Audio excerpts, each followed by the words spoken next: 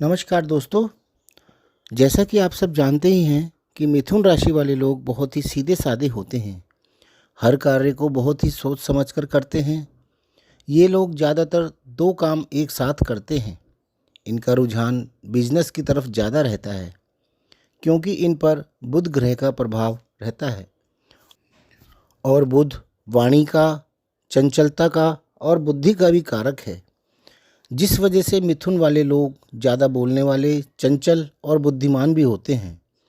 इनको लोगों के बीच में बैठना ज़्यादा पसंद रहता है। इनको अकेलापन बिल्कुल पसंद नहीं आता। ये नए नए दोस्त बनाने के शौकीन होते हैं। मिथुन राशि वालों ने कोरोना के आसपास का समय बहुत कष्ट में काटा है।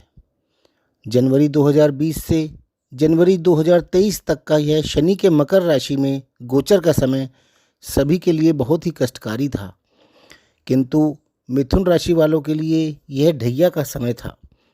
यह समय सबको याद है। इस समय को कोई भी भूला नहीं है। कोरोना का नाम लेते ही सबकी आंखों के सामने वो भयानक व डरावना मंजर घूम जाता है जिसकी कभी किसी ने सपने में भी कल्पना नहीं की थी। इस समय में मिथुन राशि वालों ने भी क्या कुछ नहीं झेला था। काम धंधे की परेशानी तो थी ही, साथ ही सारे रिश्तेदार ऐसे हो गए थे जैसे कि उनसे कोई रिश्ता ही ना हो। रिश्तेदारों से ऐसी उम्मीद कभी किसी ने नहीं की थी। इस समय में कोई भी रिश्तेदार किसी के भी काम नहीं आया और कई लोग तो इतने बदनसीब निकले कि उनके तो पैसा भी काम नहीं आया और उन्होंने अपने घर वालों को खो दिया। किसी किसी का तो पूरा परिवार ही ख़त्म हो गया और उन्हें कंधा तक नसीब नहीं हुआ। इसलिए दोस्तों, हमें हमेशा अच्छे कर्म करते रहना चाहिए क्योंकि शनि की ढैया व साढ़े साती का समय हमें हमारे कर्मों का फल मिलने का समय होता है। अब यह समय जो कि शनि की ढैया का समय था वो तो जैसे तैसे कट गया। साथ ही 17 जनवरी 2023 को मिथुन राशि वालों की ढैया भी समाप्त हो गई थी। उसके बाद से आपकी अभी तक ना तो कोई ढैया चल रही है और ना ही कोई साढ़े साती चल रही है। 17 जनवरी 2023 से 29 मार्च 2025 तक शनि का गोचर कुंभ राशि में चल रहा था। यह समय भी आपके लिए ढैया व साढ़े साती से मुक्त था और 29 मार्च 2025 से शनि मीन राशि में गोचर कर रहे हैं जो कि आपकी राशि से 10वीं राशि है। यानी यह समय भी आपके लिए ढैया व साढ़े साती से मुक्त है। यहाँ पर शनि 3 जून 2027 तक रहने वाले हैं। मिथुन राशि को यदि हम लग्न बना लें या मिथुन लग्न वालों की बात करें तो शनि आपके दशम भाव में गोचर कर रहे हैं। यानी कि मिथुन राशि से 10वीं राशि में गोचर कर रहे हैं। काल पुरुष की कुंडली में दशम व एकादश भाव के स्वामी स्वयं शनि हैं। यानी शनि अपने भाव में गोचर कर रहे हैं। दशम भाव सरकार व सरकारी कार्यों का है और शनि स्वयं सरकार के कारक हैं। दशम भाव आपके मान सम्मान, पुरुषार्थ व मेहनत का भी है, पद प्राप्ति का है, आपके कर्मों का भाव है। शनि स्वयं इस भाव को कंट्रोल कर रहे हैं तो सरकारी कार्य होने के चांसेस तो आपके बहुत ज़्यादा रहेंगे। पद प्राप्ति होने के और मान सम्मान बढ़ने के भी योग बनेंगे। प्रमोशन होने के भी बहुत अधिक चांसेस रहेंगे। शनि यहाँ से 3 भावों को भी दृष्ट करेंगे जिनका फल भी शनि इस समय में आपको अवश्य प्रदान करेंगे। एक तो द्वादश भाव, दूसरा चतुर्थ भाव और तीसरा सप्तम भाव। यानी इस समय में आपके विदेश यात्रा के योग बनेंगे। मकान, वाहन व अन्य प्रॉपर्टी खरीदने के भी आपके योग बनेंगे। अपने सुख साधनों पर भी आप खर्चा करेंगे। विवाह के तथा पद प्राप्ति के भी योग बनेंगे। 3 जून 2027 को शनि आपके दशम भाव से एकादश भाव में गोचर कर जाएंगे। इसका स्वामित्व भी काल पुरुष की कुंडली में शनि के पास ही है। यहाँ पर मेष राशि है। यानी शनि मिथुन राशि से 11वीं राशि में गोचर करेंगे और यहाँ पर शनि 9 अगस्त 2029 तक रहने वाले हैं और यह समय भी आपका ढैया व साढ़े साती से मुक्त है।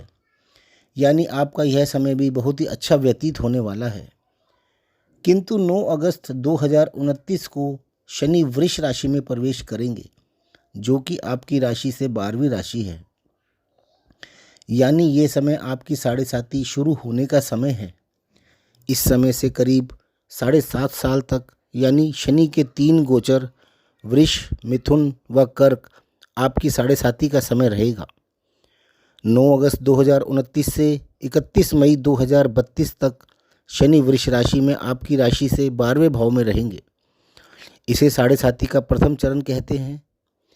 31 मई 2032 से 13 जुलाई 2034 तक शनि मिथुन राशि में रहेंगे, जिसे हम साढ़े साती का दूसरा चरण कहते हैं। इसे हम साढ़े साती का पीक टाइम भी बोलते हैं, क्योंकि शनि आपके लग्न या चंद्रमा के ऊपर ही गोचर कर रहे होते हैं। 13 जुलाई 2034 से 27 अगस्त 2036 तक शनि कर्क राशि में आपकी राशि से दूसरी राशि में आ जाएंगे। इसे साढ़े साती का तीसरा चरण यानी उत्तरायण भी कहते हैं। यह चरण पहले 2 चरणों से कुछ हल्का असर दिखाता है और 27 अगस्त 2036 को शनि सिंह राशि में प्रवेश कर जाएंगे और आपकी साढ़े साती खत्म हो जाएगी। अब इन 3 चरणों को थोड़ा अच्छे से समझते हैं। यहाँ पर हम मिथुन राशि व मिथुन लगन दोनों को ही समझ सकते हैं। राशि से या लगन से 12वां भाव यानी खर्चा या विदेश का है, अकेलेपन का है, अर्थात आपको काम के सिलसिले में घर से कहीं दूर जाना पड़ सकता है। यह खर्चे व हॉस्पिटल का भाव भी है, तो आप इस समय में अपनी किसी पुरानी चली आ रही बीमारी से मुक्ति पाने के लिए हॉस्पिटल में एडमिट भी हो सकते हैं और अपना इलाज करवाकर उस बीमारी से मुक्ति भी पा सकते हैं। अब आप इसे दुख समझेंगे या सुख समझेंगे, यह आप पर निर्भर करता है। इस भाव को हम एकांत का भाव भी बोलते हैं। तो इस समय में आपको नौकरी के लिए कहीं परिवार से दूर जाकर अकेले भी रहना पड़ सकता है। हो सकता है कि आपकी जॉब विदेश में कहीं लग जाए, तो एकदम से परिवार के साथ जाकर रहना संभव नहीं हो पाता। कुछ समय तो व्यक्ति को अकेले रहकर ही कार्य करना पड़ता है। दूसरा चरण यानी आपकी चंद्र राशि पर या आपके लगन में शनि का होना है। लगन यानी आपका शरीर। शनि आपसे मेहनत ज़्यादा करवाएंगे। शारीरिक मेहनत, भाग दौड़ ज़्यादा रहेगी। आप अपने कार्य क्षेत्र में ज़्यादा मेहनत करेंगे, ज़्यादा काम करेंगे, ज़्यादा पुरुषार्थ करेंगे। इस समय में यदि आप सोचेंगे कि बिना मेहनत किए कुछ मिल जाए, तो यह संभव नहीं है। चंद्र राशि मिथुन पर शनि का गोचर यानी आपके मन पर शनि का प्रभाव ज़्यादा रहेगा। शनि यानी विच्छेद, अकेलापन रहता है। आपका इस समय में किसी बहुत ही खास व्यक्ति से मनमुटाव भी हो सकता है, जिस कारण से आपका मन परेशान रह सकता है, या कुछ और रीज़न हो सकता है जिस वजह से आपका मन बहुत बेचैन भी रह सकता है। या फिर आप अपने कार्य में इतना व्यस्त रह सकते हैं कि आप अपने खास लोगों को या चाहने वालों को या जो आपको बहुत ज़्यादा चाहते हैं, उसमें परिवार का या अन्य कोई भी सदस्य हो सकता है, उसको ज़्यादा वक्त नहीं दे पाएंगे, जिसका कारण बहुत दूर होना भी हो सकता है, जिस वजह से आपको अपने मन पर बोझ या अकेलापन महसूस हो सकता है। इस समय में आपके मन व शरीर दोनों शनि के प्रभाव में रह सकते हैं। तीसरा चरण चंद्र राशि या लगन से दूसरे भाव में शनि का होना होता है। इस समय में शनि का प्रभाव कम होने लगता है। इसे साढ़े साती की ढलान भी बोलते हैं। यह गोचर आपके द्वितीय भाव में होगा, जिसे हम धन, परिवार व वाणी का भाव बोलते हैं। इस समय में आपके कुटुंब के सदस्य आपसे थोड़े कटे कटे रह सकते हैं। आपके लिए कुछ कटु वचन भी बोल सकते हैं। शनि आपकी वाणी पर गोचर करेंगे तो जाहिर है कि आपकी वाणी कड़वाहट भरी हो सकती है, और कड़वी वाणी वो काम करती है जो हथियार भी नहीं कर पाते। तो कोशिश करके इस समय में आप अपनी वाणी पर ज़्यादा कंट्रोल करें, ताकि आपके परिवार के साथ आपके संबंध बहुत ज़्यादा खराब ना हो।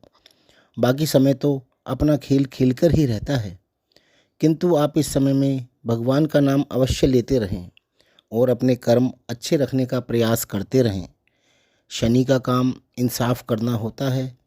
यदि आपके कर्म पहले से ही अच्छे रहे होंगे तो आपका यह साढ़े साती का समय बहुत ही अच्छा जाएगा। यदि आपके कर्म अच्छे नहीं रहे होंगे तो यह समय आपके लिए थोड़ा कठिनाई भरा रह सकता है। इसलिए आप हमेशा यह प्रयास करिए कि आपके हाथ से किसी के लिए गलत ना हो, नाइंसाफ़ी ना हो। आप किसी का हक बिल्कुल ना मारें, क्योंकि अभी तो आप खुश हो जाएंगे, लेकिन उसके बदले आप कितना कुछ खोएंगे आप इसका अंदाज़ा भी नहीं लगा सकते। शनि का इंसाफ बहुत ही ज़्यादा सटीक होता है, इसलिए अच्छा सोचें और अच्छा करें। तो दोस्तों, आपको यदि मेरा यह वीडियो पसंद आए तो इसे लाइक ज़रूर करें और हमें कमेंट करके भी ज़रूर बताएं। और साथ ही हमारे चैनल को आप सब्सक्राइब भी कर लें ताकि आपको हमारे सारे वीडियोज़ का नोटिफिकेशन मिलता रहे। धन्यवाद।